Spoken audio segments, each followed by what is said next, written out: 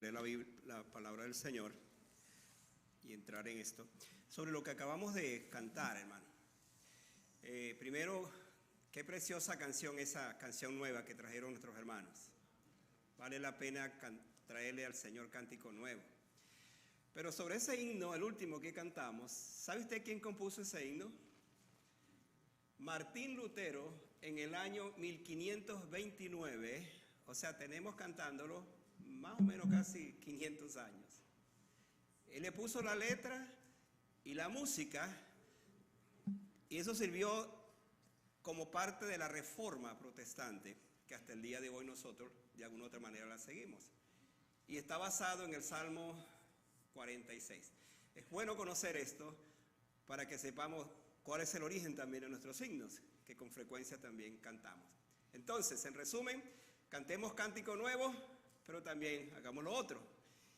Y de esa manera entonces tenemos un balance constante en la alabanza al Señor. Gracias, hermano, por ayudarnos con esas preciosas alabanzas y especialmente esa última que nos convoca a una alabanza, por supuesto, delante de nuestro Señor. Abran sus Biblias.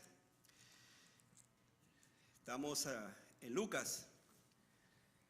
Hoy una nueva creyente me gustó mucho, que me dijo: estoy leyendo Lucas, estoy siguiendo paso por paso lo que estamos haciendo. Me gustó mucho porque habla de lo que significa la palabra del Señor para su vida y para nuestras vidas.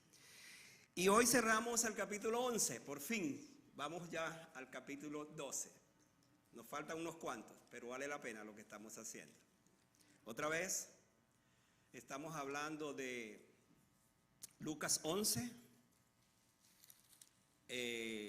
los versículos 45 hasta el final. El domingo pasado, realmente ese pasaje pudiéramos haberlo agotado, pero es que ese pasaje, lo que viene ahora, no es que es distinto, se conecta, pero es un pasaje precioso, sobre todo desde el punto de vista del impacto de ese pasaje para nosotros. Entonces vamos a estar allí leyendo, repito, con sus Biblias abiertas, Lucas 11, 45. En adelante lo leo así: respondiendo uno de los intérpretes de la ley, toma en cuenta esa palabra, intérpretes de la ley, le dijo: maestro, cuando dices esto, también nos afrentas a nosotros. Y él le dijo: ay de vosotros también, intérpretes de la ley, porque cargáis a los hombres con cargas que no pueden llevar, pero vosotros ni aun con un dedo las tocáis. Hay de vosotros que edificáis los sepulcros de los profetas a quienes mataron vuestros padres, de modo que sois testigos y consentidores de los hechos de vuestros padres, porque a la verdad ellos los mataron y vosotros edificáis sus sepulcros. Por eso la sabiduría de Dios también dijo: les enviaré profetas y apóstoles, y de ellos a unos matarán y a otros perseguirán, para que se demande de esta generación la sangre de todos los profetas que se derramó desde la fundación del mundo, desde la sangre de Abel hasta la sangre de Zacarías, que murió entre el altar y el templo. Sí os digo que será demandada de esta generación. Ay de vosotros, intérpretes de la ley, porque habéis quitado la llave de la ciencia. Vosotros mismos no entráis, y a los que entran se les impedís, diciéndoles él estas cosas. Los escribas y los fariseos comenzaron a estrecharle en gran manera y a provocarle a que hablase de muchas cosas, acechándole y procurando cazar alguna palabra de su boca para acusarle. Oremos. Padre, gracias por esta palabra. Una vez más, esta tarde venimos con entusiasmo, Señor, para hablar de la única y poderosa y verdadera palabra, que es la palabra de Dios. Señor, en mi oración esta tarde como pastor de esta amada iglesia es que esta palabra pueda traer a nuestros corazones un impacto de tal manera que entendamos no solo el texto, no solo la explicación del texto, pero que entendamos la aplicación del texto para nuestras vidas. Porque no solamente estamos hablando de una historia pasada, sino de una historia real, de un mensaje presente que lo necesitamos. ¿Cómo aplicar esta palabra en nuestras vidas? Pues el Espíritu Santo nos guiará esta tarde para saber cómo hacerlo y cómo entender bien tu palabra para que la vivamos en nuestros corazones. Gracias por la iglesia que se ha hecho presente ahora y aún los hermanos que en otras partes nos están viendo u oyendo. Qué bueno es que estén con nosotros. Gracias por este momento en el nombre de Jesús. Amén. Mientras ustedes se sientan, los niños van a sus respectivos lugares de trabajo, porque aquí no trabajan mucho. Y allí van a estar, aunque creo que ya se habían ido algunos.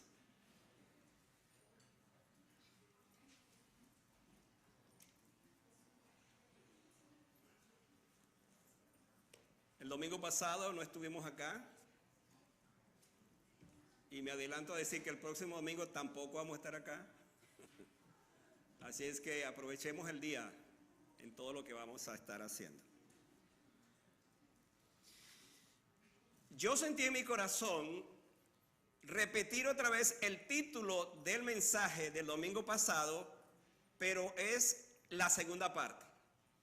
El título de mi mensaje el domingo pasado es Más allá de la apariencia. Ese fue el título. Y hoy repito, vamos a seguir con ese mensaje, pero no el mensaje anterior, sino el nuevo mensaje dentro de ese tema titulado Más allá de la apariencia. ¿Por qué traigo este tema? Porque, hermano, lo que vimos y lo que vamos a ver hoy es un verdadero reflejo de alguien que se dice ser cristiano, hijo de Dios o parte del pueblo de Dios, pero vive en una apariencia de piedad, una apariencia de santidad, una apariencia. Y en ese mensaje anterior definimos a un fariseo como alguien con estricto apego a las cosas externas. Eran extremadamente, apegados a esto. En lugar de lo que estaba dentro del corazón. No le importaba realmente el corazón, sino la forma, la apariencia. De allí el mensaje de hoy. La palabra fariseo en hebreo es parushin, que significa separados. Así que agarre esa palabra para que entienda de quiénes se trataban estos personajes. Los fariseos eran separados. ¿Separados de qué? Bueno, la idea es esto, que ellos se interesaban más por separarse de las cosas del mundo, mantener una pureza ritual. Y sobre todas las cosas, su vida en efecto era esto, una apariencia por las cosas que hacían por fuera, pero no por dentro. La palabra para calificar a un fariseo la dijo Jesús, no la digo yo, la dijo Jesús. Y la palabra hipócritas. Por otro lado, sorprende en este pasaje que los otros personajes que se agregaron a los fariseos fueron los escribas. Y usted se pregunta quiénes eran los escribas. Resulta que la historia nos habla de que los escribas eran literalmente los copistas de la ley, los escritores, diríamos los comentaristas de la Biblia. Es más, pudiéramos decir los teólogos de la palabra, eran los escribas. Y es interesante que se dice que los escribas eran como los maestros de los fariseos. Ahora, por favor, escuchen esto, porque se va a poner muy interesante el mensaje de hoy. Al decirnos que si ellos eran los maestros de los fariseos, entonces ellos van a ser más hipócritas todavía. Alguien estaba revisando estos días los mensajes que a veces reviso de otros que han dicho sobre este pasaje, y alguien tituló un mensaje de esta forma: ¿cómo llegar a ser el mejor hipócrita? Ese era el sermón que predicó. Yo dije, ¿cómo es la cosa? Pues estaba hablando de este personaje, de estos personajes. Porque si los otros eran hipócritas, estos eran más hipócritas. Entonces, ¿cómo digerimos esto? ¿Cómo es que si yo soy hipócrita puedo ser más hipócrita todavía? Bueno, vamos a ver esto. De acuerdo con la historia, los escribas eran esto. Es interesante que ellos junto con los fariseos conformaron el Sanedrín. Ahora es otra palabra que quiero dejársela para que aprendamos. El Sanedrín era una especie de colegio compuesto por 70 hombres que eran como jueces, los encargados de las leyes judías. De hecho, todas las decisiones que se tomaban en ese concilio del llamado el Sanedrín, pues tenían mucho que ver con el pueblo judío en ese tiempo, el Sanedrín. Jesucristo fue llevado al Sanedrín. Acuérdense que uno de los miembros del Sanedrín fue precisamente Nicodemo. Él perteneció al Sanedrín. Y otros fariseos más. Yo estaba revisando si el Sanedrín fue el que tomó la decisión de crucificar a Jesucristo. Pero es interesante que ellos no tomaron esa decisión porque no les correspondía a ellos, sino a los romanos, la crucifixión. Porque los judíos no estaban de acuerdo con la crucifixión. Entonces eran los romanos. Así que, sin embargo, ellos fueron los que impulsaron, diríamos, a que el pueblo dijera: crucifícales, crucifícales. Ahí estaban los escribas y los fariseos.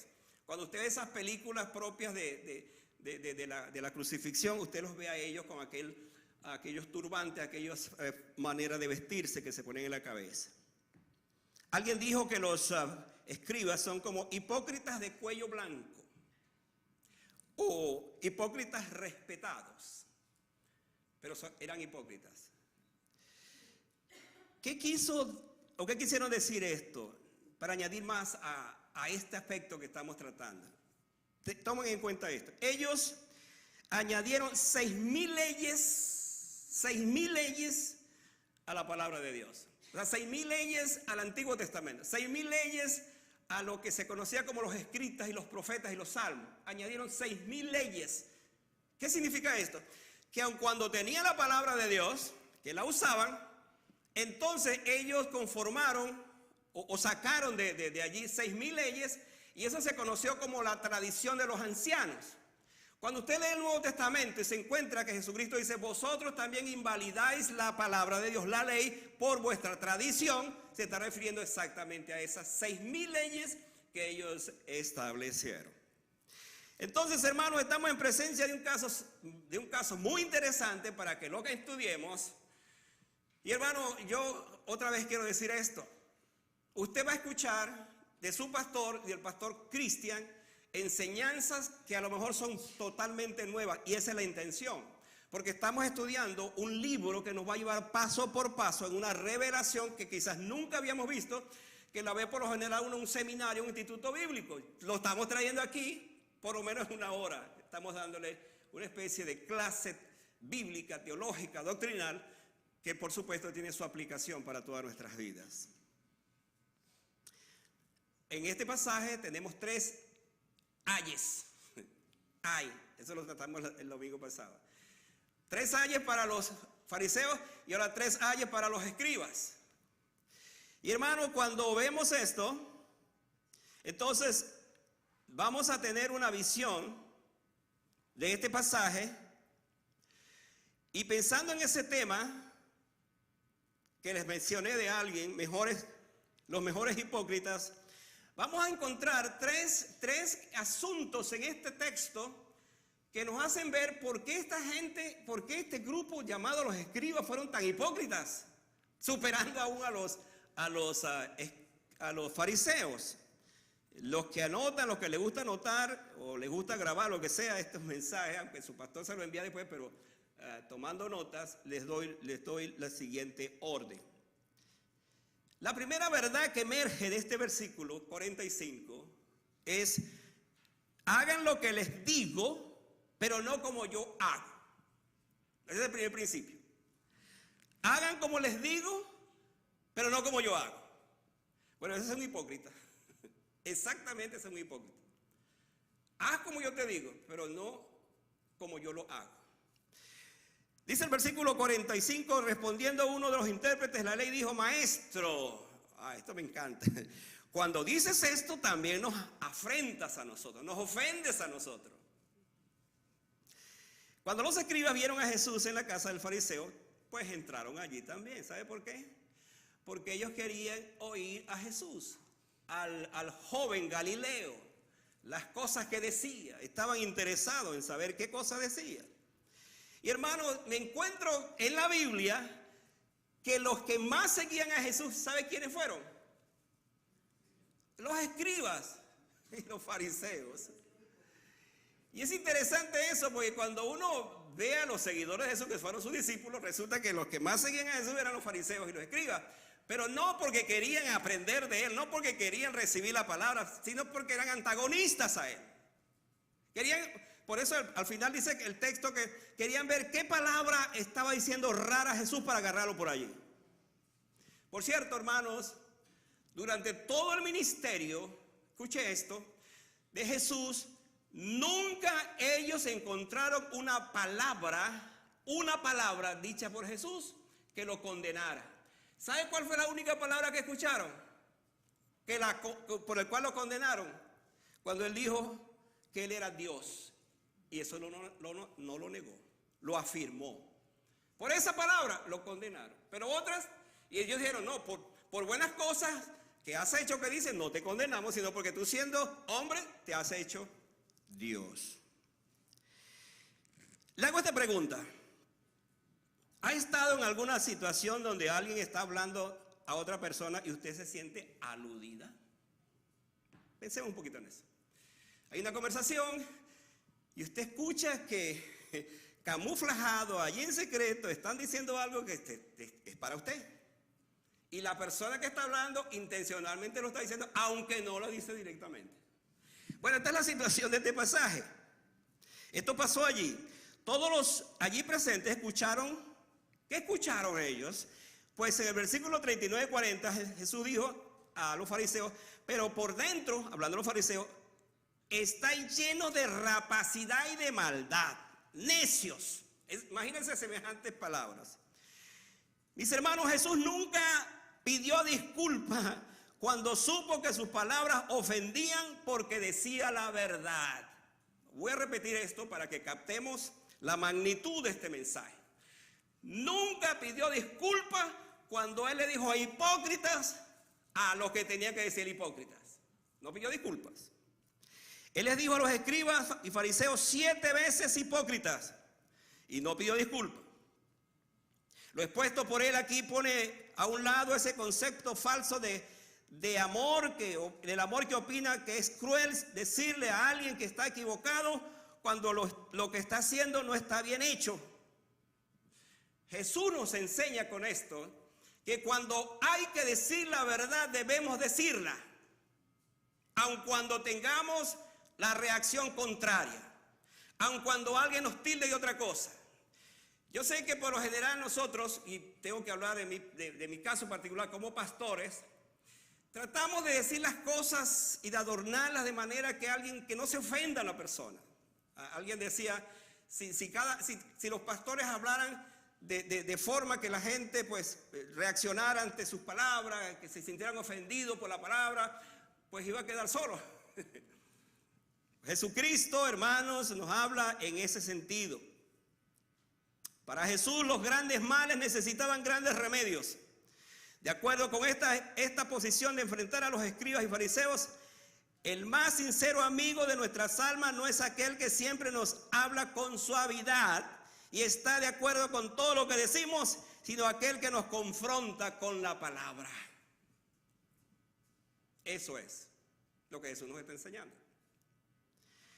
Él dijo en el versículo siguiente, y él dijo, ay de vosotros también, intérpretes de la ley, porque cargáis a los hombres con cargas que no pueden llevar, pero vosotros ni aun con un dedo son capaces de moverla. Déjeme explicar este texto para que entendamos todo el contexto.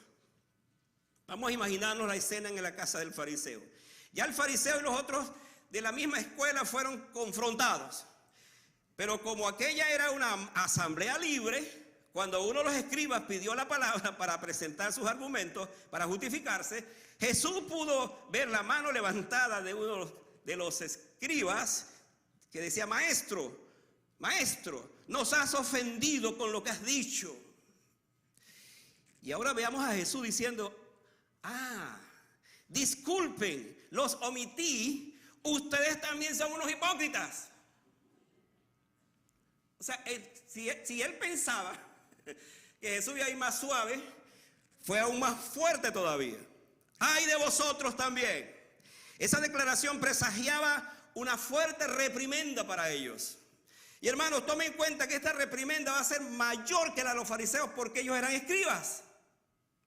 Otra vez, ellos eran los responsables de la palabra de Dios. Estos hombres habían hecho de la ley otra vez unas reglas y tradiciones que eran una pesada carga para las personas. Sí, yo no tengo tiempo para hablarles, pero hermano, aquello era una cosa increíble, las cosas que ellos ponían sobre la gente para que ellos las cargaran, las llevaran, sobre todo en el día de reposo, que ellos no lo hacían. Se cuenta de dos, hablando de esas prohibiciones que se le ponía a la gente, pero que ellos no la cumplían. Se cuenta de dos hermanos gemelos. Ustedes saben que los gemelos, hermanos, son, por lo menos yo me acuerdo de dos gemelos que yo casi, en ese tiempo yo no logré distinguir quién era quién, cuando yo era pastor en Maracaibo. Algunos hermanos saben de quién estoy hablando, mis hijas especialmente. Y ellos eran tan tremendos que confundían cuando, por ejemplo, estaban, no de novios, sino que a alguna muchacha le gustaba, entonces ellos se intercambiaban en esos términos, o sea, bromeando, porque no se sabía quién era quién. Ahora, se cuenta de dos gemelos, que uno se hizo pastor y el otro se hizo médico. Era otra vez imposible distinguirles. Un hombre se acercó a uno de ellos en la calle y le preguntó: ¿eres el gemelo que predica? Y él le respondió: no, yo soy el que practica. Porque era médico. Hermanos, hay una diferencia en predicar y en practicar. Hay una diferencia en abrir la Biblia y leerla que aplicarla. Jesús le dice: pero vosotros ni aun con un dedo las tocáis. Es interesante que esta palabra carga, cuando usted lee, por ejemplo, Hechos 27, se va a encontrar con un pasaje que tiene que ver con un barco donde pusieron una tremenda carga, y es la misma palabra para referirse a una carga tan pesada, pero tan pesada que solamente un barco podía levantarla. Yo no sé si usted ha visto esos barcos que traen, por ejemplo, esas mercancías, esos containers de diferentes partes del mundo, que eso es impresionante el peso, y solamente un barco preparado para eso puede llevarlo.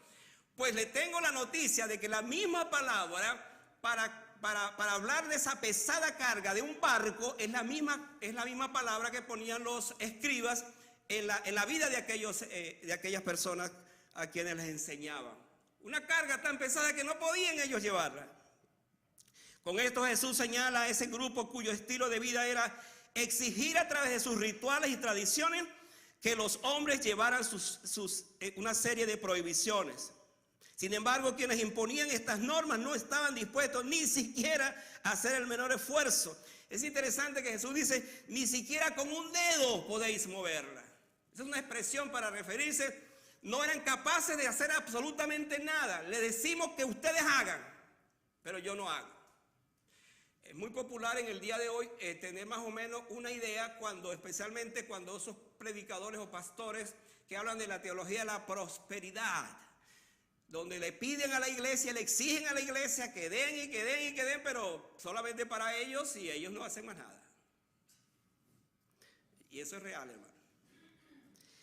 Jesús revela cómo la autoridad espiritual puede corromperse cuando se utiliza para controlar, pero no para servir. Este es el principio. En este encuentro la frase se convierte en una crítica que desenmascara la apariencia de religiosidad y la falta de compasión genuina que debemos tener.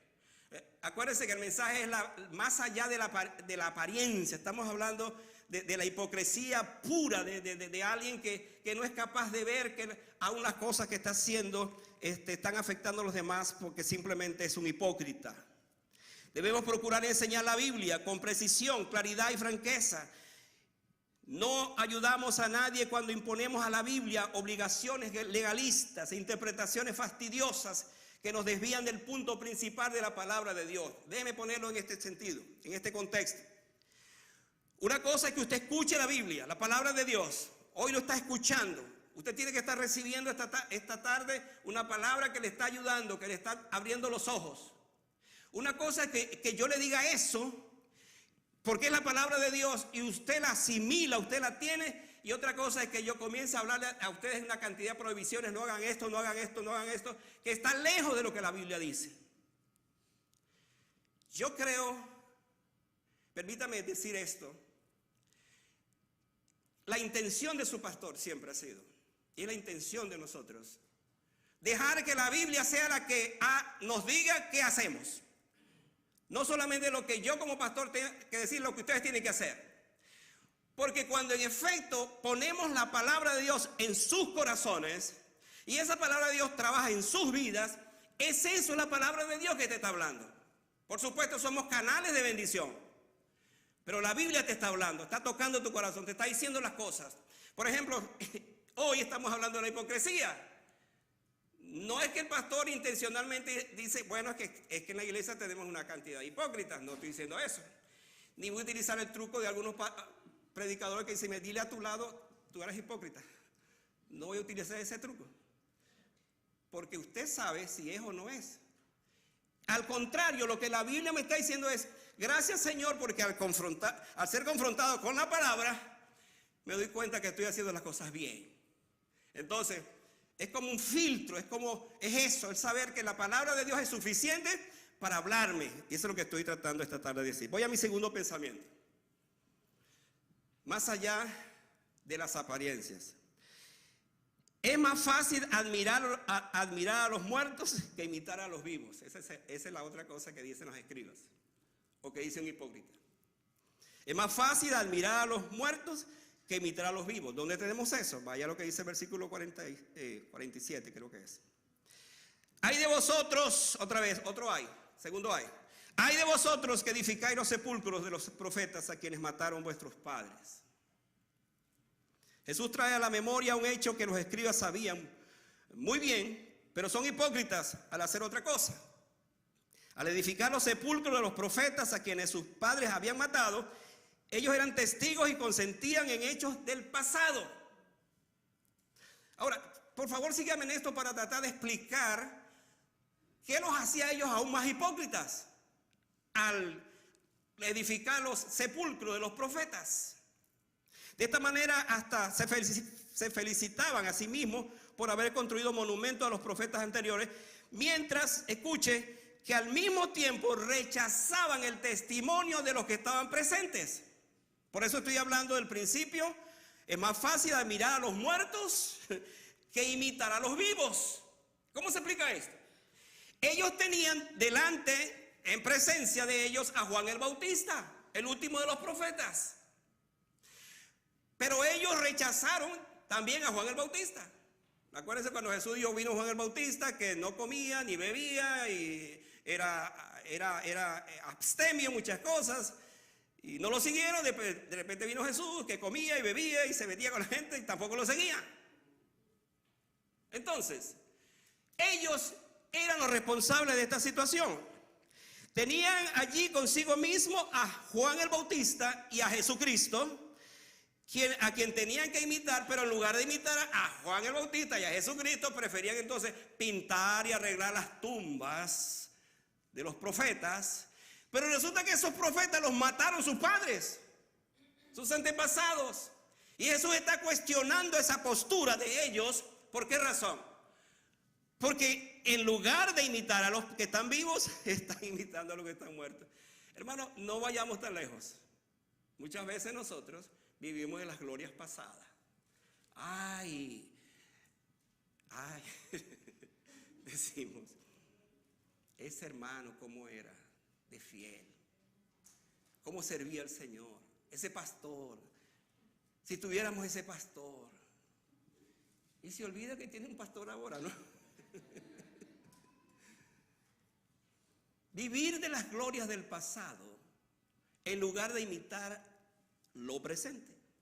Vamos a ponerlo aún en contexto todavía. Uno puede siempre hacer referencia a otras personas en su consagración, en su dedicación. Pero hermano, ¿cuántas veces hemos imitado, nos ponemos a pensar en los hermanos de la iglesia? Su sencillez, su forma de ser. Yo a veces como pastor trato de hacer esto, de no traer a mi mente, incluso las iglesias donde he estado pastoreando, para no tener comparación, y pensar en cada uno de ustedes, y ver las virtudes de ustedes, la dedicación de ustedes, la manera como aman al Señor, y decir gracias, Señor, porque tengo una congregación, hermanos y hermanas, que te aman profundamente. Ayúdame a reconocerlos ahora que están aquí, darles una palabra, felicitarlos, visitarlos, estar con ellos. ¿Por qué? Porque es la gente que tenemos y no vivir de las glorias del pasado. Pues porque si hago eso soy hipócrita, soy un escriba. Me encanta lo que escribió C.J. Ryle, un escritor famoso. Él dijo lo siguiente: los únicos profetas que admiraban estaban muertos, fuera de la vista y fuera de la mente. Él dijo esto: los muertos no pueden confrontar, y los que sí pueden hacerlo, los rechazan. Mayor hipocresía no podía ser vista. Otra vez, él dijo estas palabras: admiraban a aquellos grandes profetas. Por supuesto, imagínense si ellos pensaban en un Elías, un Eliseo, un Isaías, Jeremías, etc. Por supuesto, fueron grandes profetas. Pero usted sabía que muchos de esos profetas los mataron. Por ejemplo, ¿usted sabía que a Isaías lo mataron, lo aserrucharon? ¿Sabía eso? Bueno, solamente lo doy ese dato.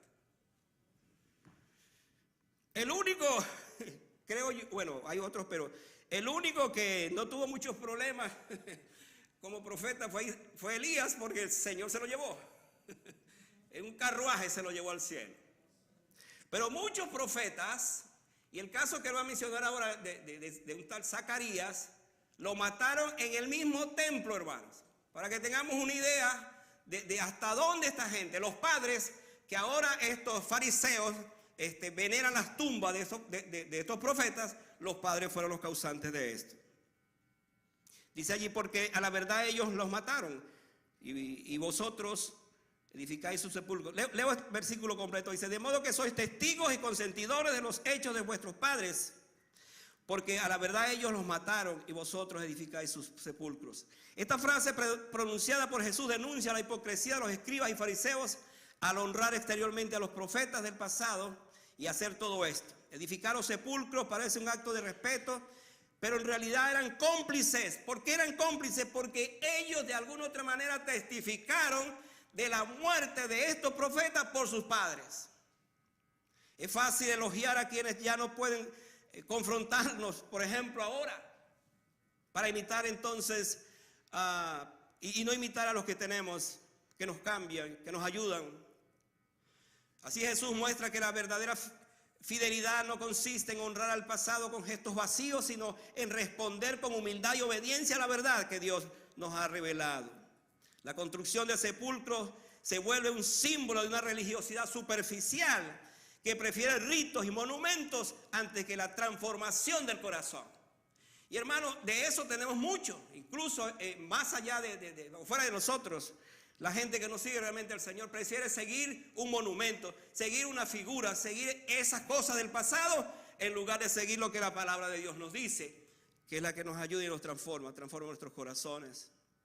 Las palabras de Esteban antes de morir revelaron lo expuesto aquí por Jesús.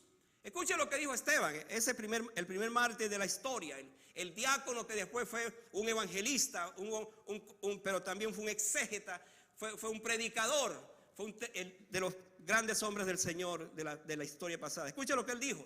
Cuando él confrontó a estos fariseos, a estos escribas, las últimas palabras fueron estas: duros de cerviz e incircuncisos de corazón y de oídos, vosotros resistís siempre al Espíritu Santo, como vuestros padres, así también vosotros. ¿A cuál de los profetas no persiguieron vuestros padres? Y añade: y mataron a los que anunciaron de antemano la venida del justo, de quien vosotros ahora habéis sido entregados fíjese eso, entregadores y matadores. O sea, Esteban fue más directo. Vosotros que recibisteis la ley por disposición de los ángeles y no la guardasteis. Esos fueron los escribas. Hacían caso omiso de sus consejos y enseñanzas y sin embargo aparentaban respetar a su sepulcro. Vivían de sus glorias pasadas, honrando sus memorias, pero deshonraban a los que en ese momento le estaban trayendo la palabra del Señor. Déjenme ponerlo en este contexto. La única razón para hablar de la historia es dar gracias a Dios porque hubo hombres y mujeres que se invirtieron en el Evangelio y nos trajeron hasta el día de hoy su palabra. Y tenemos nosotros la herencia de esos hombres y mujeres que se dedicaron a predicar la palabra del Señor y nos trajeron hasta este momento el Evangelio. Damos gracias a Dios, por ejemplo, en el contexto de nuestros países, como misioneros de este país, para no hablar de otro país, fueron a nuestros países y allí entregaron sus vidas. Yo tengo en mi memoria ahorita, por ejemplo, una cantidad de profesores de mi seminario, hombres extraordinarios, preparados, doctores en teología que nos prepararon, hombres que se invirtieron, pero además predicaban la palabra de Dios de una manera extraordinaria. Sin embargo, de ellos heredamos lo que estamos hablando hoy. Yo puedo recordar a tres profesores que marcaron mi vida. El profesor de Antiguo Testamento y Hebreo, es un hombre extraordinario, un hombre de Dios. Mi profesor de Nuevo Testamento y griego, o mi profesor de homilética, de predicación, hombres que marcaron nuestras vidas, mi vida. Los recuerdo, por supuesto, pero yo hoy día soy en todo caso una hechura de sus enseñanzas y lo que le estoy transmitiendo a ustedes es precisamente eso. No vivo de esas glorias, pero vivo de sus enseñanzas y lo que la palabra del Señor me dice. Amén. Mire lo que dice el versículo 50. La demanda de la sangre de los profetas a esta generación, para que se demande de esta generación la sangre de todos los profetas que se han derramado desde la fundación del mundo. Voy a avanzar porque todavía tengo tela que cortar en este mensaje. Aquella generación de Israel sería juzgada. ¿Se acuerdan que hace poco prediqué sobre Nínive? ¿Se acuerdan? Y de la reina del sur, ¿se acuerdan? ¿Se acuerdan? Es mejor que se acuerden.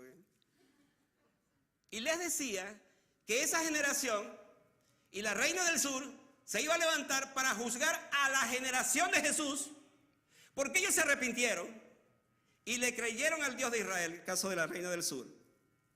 Pues aquí se ve entonces que las palabras de Jesús son muy fuertes al hacer culpable a su generación de la sangre de los profetas por ser consentidores y hasta aprobaron lo hecho de los antepasados. Ahora, voy a resumir esto. Note cómo Jesús en este pasaje, vamos a verlo, estamos en el versículo 50, por favor ubíquense allí. Y luego dice, versículo 51, quiero concentrarme allí. Desde la sangre de Abel hasta la sangre de Zacarías, que murió en el altar y el templo, sí os digo que será demandada de esta generación. Yo me encontré, hermanos, en esta semana, le compartí a mi esposa. Por lo general, yo le comparto primero el sermón a mi esposa y después lo traigo a la iglesia.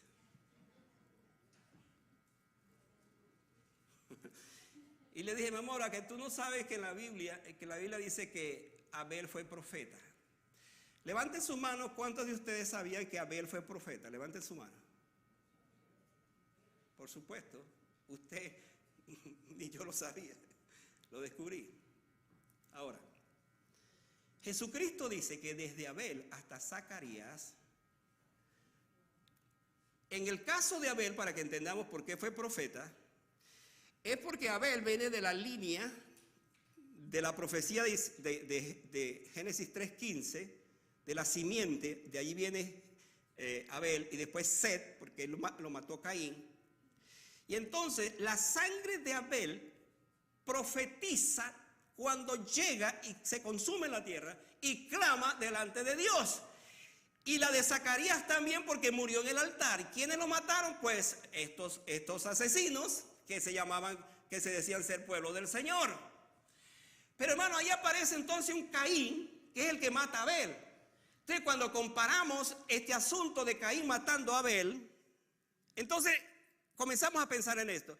Caín representa al mismo demonio, Satanás. De hecho, dice la Biblia que Caín era de Satanás y por esa causa mató a Abel. Pero representa entonces a aquellos que fueron contra los profetas y derramaron la sangre de los profetas, y la sangre de los profetas clama desde la tierra y está profetizando esa sangre de entonces lo que vendría posteriormente, como era por supuesto, Abel es un tipo de Cristo, la sangre de Abel es un tipo de Cristo que estaba profetizando la venida del Señor posteriormente. Hermano, todo esto Jesús le dice, ustedes son responsables, porque desde Abel hasta Zacarías lo que han hecho es matar a los profetas. Hoy día se ufanan de decir, no, estamos limpiando las tumbas de los profetas. Estaba pensando que aquí tenemos un cementerio y uno no sabe quién murió allí. De repente, pues la gente puede pensar en las glorias del pasado y quedarse allí sin otra vez pensar en lo que está sucediendo ahora. Dice que al recordar que fue Caín quien mató a su hermano Abel, Jesús lo pone como ejemplo de lo hecho al resto de los profetas.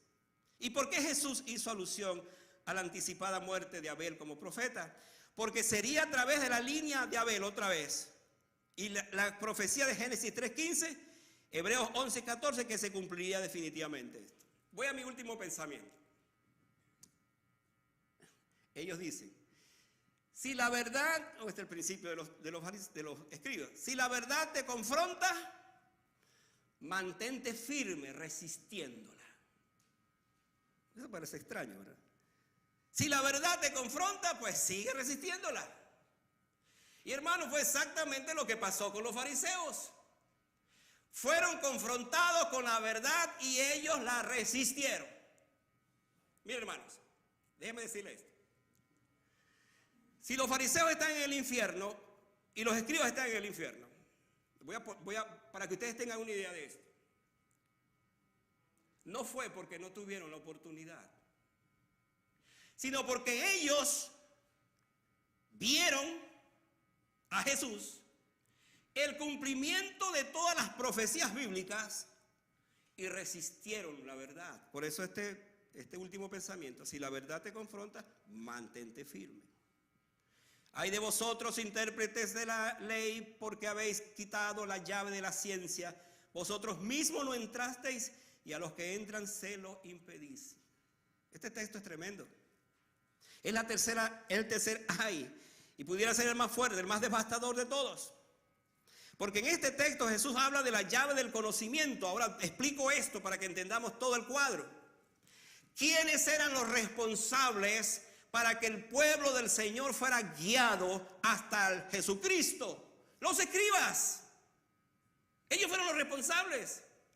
Porque ellos eran los estudiosos, los que conocían la ley, los que conocían las profecías. Ellos sabían que vendría un Mesías y llegó el Mesías, pero como ese Mesías no les cuadró, no les gustó, entonces simplemente lo rechazaron la verdad y ya sabemos lo que pasó. Jesús introduce una palabra aquí, hermano, que quiero que ustedes la capten. Dice, ustedes han tenido la llave del conocimiento. Esa llave del conocimiento es la que ustedes siempre abren cuando leen la Biblia. Pero ustedes han cerrado que ese conocimiento llegue como debe ser y han impuesto una cantidad de normas y prohibiciones y cargas a su pueblo en lugar de revelar la palabra de Dios correctamente. Entonces, frente a esto, él dice, ni ustedes entran ni dejan entrar. Hermano, les confieso que yo fui sorprendido esta semana mientras preparaba este mensaje sobre esta declaración. Me puse a pensar, ¿cómo es que estos hombres, los más responsables de que el pueblo de Dios escuchara la palabra, fueron los que impidieron que esa palabra llegara a sus corazones? Entonces, cuando Jesús dice, ay de vosotros, intérpretes de la ley, es como que le decir, ustedes no saben, no tienen idea del castigo que les viene, porque ustedes tenían que abrir esa llave del conocimiento, exponerlo y decir entonces que el Mesías que está ahora es el Mesías real, el Mesías prometido. El Mesías que reconoció Juan el Bautista cuando lo vio y le dijo, he aquí el Cordero de Dios que quita el pecado del mundo. Fue el profeta que reconoció. Pero ellos no lo reconocieron, sino que al contrario, cerraron la llave del Antiguo Testamento, que era Cristo. Cristo es la figura central. Cristo es la llave que abre la puerta al cielo. Pero estos intérpretes de la ley, los supuestos expertos en la ley de Moisés, no podían verla. Simplemente carecían de eso. Porque aun cuando tenían la palabra, la malinterpretaron. No la dieron a conocer. Por tanto, se la quitaron al pueblo. La llave del conocimiento, mediante sus falsas enseñanzas, se la quitaron. De esta manera, quienes podían abrir la puerta, la cerraron para ellos y para siempre. Jesucristo dijo posteriormente, hablando de esto: yo soy el camino, la verdad y la vida. Pero también dijo: yo soy la puerta. El que por mí entrare hallará pasto y será salvo. Esa era la llave del conocimiento que ellos tenían que abrir. Y la cerraron. Entonces dice: ni ustedes entran ni dejan entrar. Esta es la más severa denuncia a la hipocresía y a la falta de autenticidad de estos líderes religiosos. No entraron. Y a los que querían entrar se lo impidieron. ¿Cómo estaban haciendo ellos esto? Otra vez. Tenían tantas leyes. 6,000 leyes. Escuche esto, hermano. 6,000 leyes.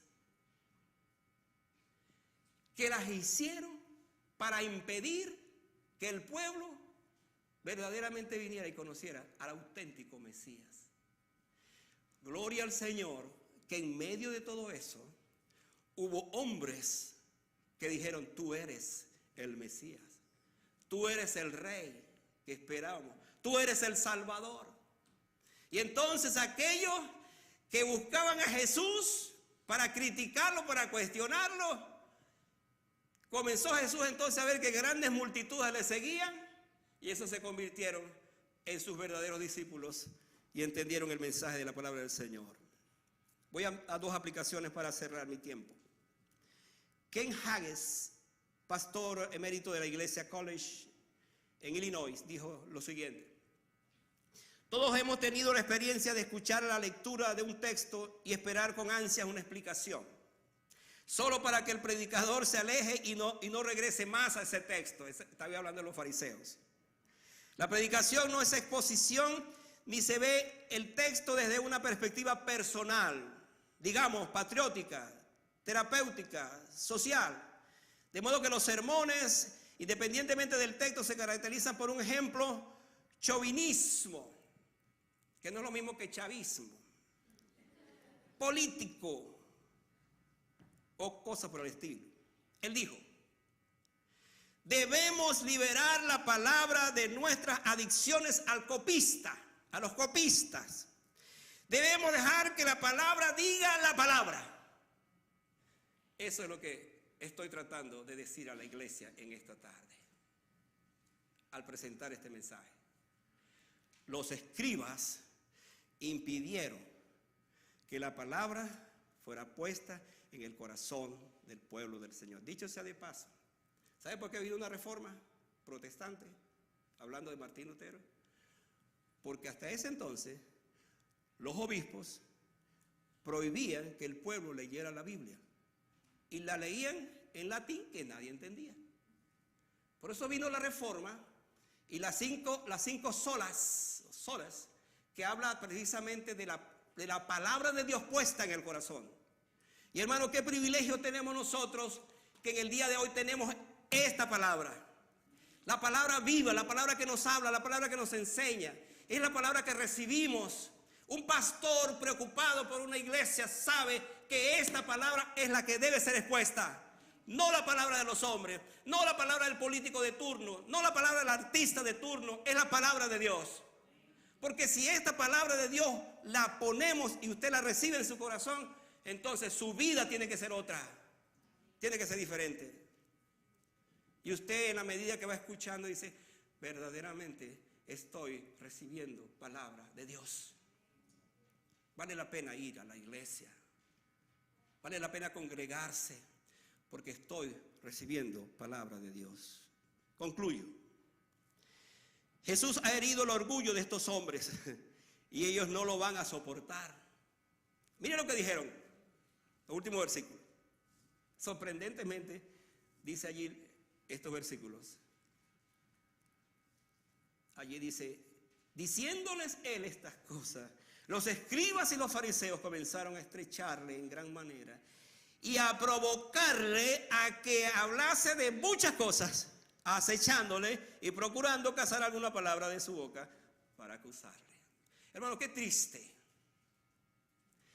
Qué triste que los hombres llamados para enseñar al pueblo, para abrir la puerta del conocimiento, para que ese pueblo se convirtiera al Mesías, lo cerraron. Pero no solamente la cerraron, sino que estaban buscando la manera, qué palabra estaba diciendo el joven Galileo para agarrarlo y por allí entonces condenarlo. Hermanos, Dios nos libre de esta actitud farisaica de los escribas hipócritas. ¿Qué estamos pensando? ¿Es qué palabra, qué cosa se dice allí para ver si me meto por allí? No. Todo lo contrario, digamos, gracias Señor porque tu palabra me habla. Y si yo soy, si mi vida es una apariencia, si no estoy viviendo lo que la Biblia me enseña, hoy Señor me arrepiento de ser un hipócrita en todo caso. Porque yo quiero amarte, yo quiero seguirte. Cuando cante, que cante con mi corazón. Cuando escuche el mensaje, que lo escuche con el corazón y diga gracias Señor, porque esta palabra me está llegando. ¿Cómo reacciona usted ante las críticas? Si lo confrontan. Más aún, ¿cómo reacciona usted ante un mensaje de este tipo? ¿Qué actitud va a tomar? Yo les confieso esto para orar, que cuando la Biblia me confronta, no solamente aquí en un mensaje, sino en la lectura diaria, yo le tengo que decir gracias Señor, porque ese es el mensaje que yo necesitaba.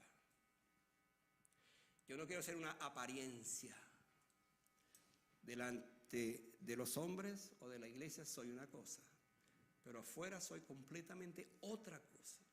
Hermano, se está engañando, nos estamos engañando. Eso no es el evangelio, eso no es ser un creyente. Un auténtico hijo de Dios lo es afuera primero y por supuesto aquí. Un auténtico hijo de Dios lo es en su hogar, con su esposa, con sus hijos. Lo es primero allí. Y cuando viene a la iglesia, no es aquí que va a exigir lo que es que ya lo es. Es simplemente la expresión de lo que usted es. Por eso su gozo, su entrega al Señor simplemente se refleja en lo que hace, porque usted es un hijo del Señor. Amén. Vamos a estar de pie para que oremos.